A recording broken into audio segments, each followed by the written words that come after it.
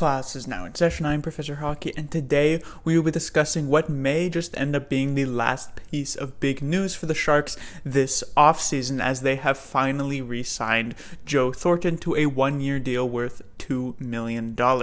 Now, for most people, this was basically an inevitability, as Thornton announced earlier on in the offseason that he would be returning for a single season or another season, not necessarily a single season, and it would be with the Sharks. But I'm sure many people still wanted to see pen to paper and have it be completely confirmed, and now here we are. And it's interesting because in my video where I confirmed the Sharks would not be re-signing Patrick Marleau, I said the reason that Doug Wilson may have been holding out on signing Thornton for so long is that he wanted to use the cap space he did have to try and make another big move near the end of the offseason. But now that they have re-signed Thornton, his hands are a bit more tied. He's got less than $3 million of cap space to work with, so I don't know if anything's going to happen, and this may actually be the team now that the Sharks are heading into the season with.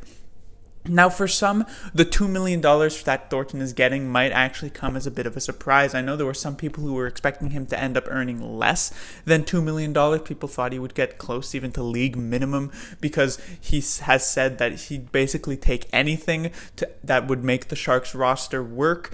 I'm sure some people also thought he could get more than $2 million, that he's still a player definitely worth more than $2 million. You take a look at what he did last season, over 50 points. That's not a $2 million player. But I think it's important to actually look at Thorntons' contract here from a 3-year perspective. So both Thornton and Patrick Marleau came off of their contracts going into the 16-17 season, or after the 16-17 season.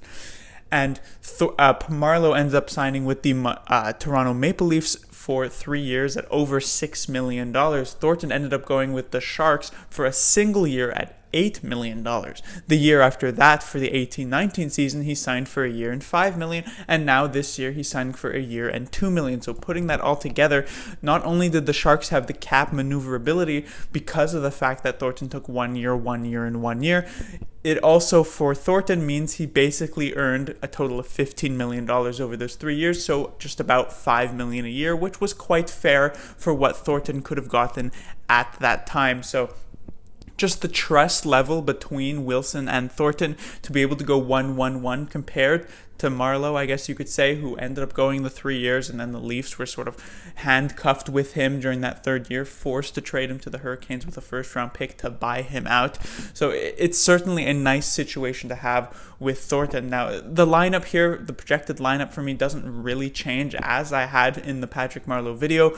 I had basically already assumed that Thornton would be here. It seems as though he's going to resume his role as the third-line center, likely playing on the second power play as well, especially with the departures of Nyquist and Pavelski. The Sharks will need some extra help on the power play, and so that second power play unit is going to be key and will likely be not quarterbacked, as I find that the second unit will probably have one of Burns or Carlson at all times like the first unit, but Thornton will still be a key part, sort of like how LeBanc plays on that first unit, a nice little someone you could pass to and pass back from the quarterback, who would likely be one of those two defensemen.